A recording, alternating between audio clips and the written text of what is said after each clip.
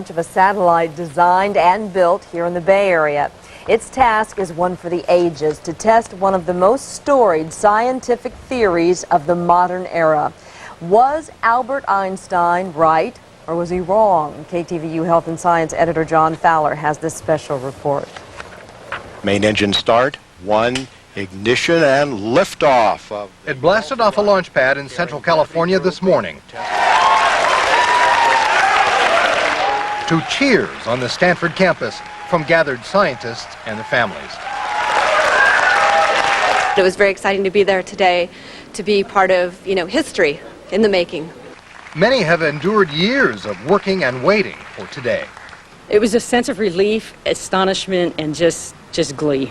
I mean, it was totally gleeful. Stanford scientists first conceived this $700 million experiment 43 years ago. Today, 75 minutes after launch, some 400 miles above the Earth, a live TV camera showed the satellite separate from the rocket and enter its precise orbit. It was amazing. It was like, I've never seen anything like it in my life. It's pretty cool. Scientists say Gravity Probe B may help answer the most fundamental question about the universe.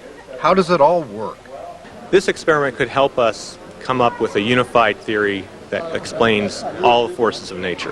The theory of everything. The theory of everything. Albert Einstein actually came up with two theories. The first, the special theory of relativity, has been well tested.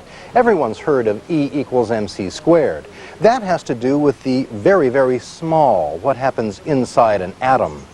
The general theory of relativity has to do with the very, very big galaxies and stars and planets, the effect of gravity on the fabric of space and time. That theory has not been well tested, mainly because in our human frame of reference, its effects are imperceptible, and measuring them requires an instrument that's never existed till now. Sunnyvale's LOCKHEED, together with Stanford, designed and built the car-sized probe, perhaps the most precise scientific instrument ever. It will now align with that distant star and stay perfectly pointed in one direction for more than a year, testing a bizarre prediction of Einstein's that Earth's gravity warps space and time. If Einstein was right, while the satellite points at the star along the z-axis shown here, warped space will cause the satellite to tilt up a tiny amount. Evidence of the so-called gravity well of Earth. That's called the geodetic effect. The other effect is the twisting or slewing around of space caused by the Earth's rotation, a much more subtle effect called frame dragging. To measure both effects, and it would be the first time for either, scientists need to measure an astonishingly small angle. The angle that one would get by the width of a human hair at a distance of 10 miles would be about 1 milliarcsecond. So that's the precision that we need to measure. Inside the satellite are 4 ping-pong ball-sized spheres. Experts say the roundest objects ever made, gyroscopes, to measure that tiny tilt. Scientists say it will take about a month to calibrate the satellite, then the excitement begins.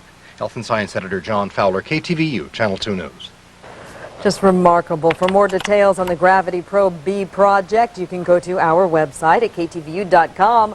Along with additional information about the experiment and the spacecraft, we have included links to the history of the project and the project's timeline.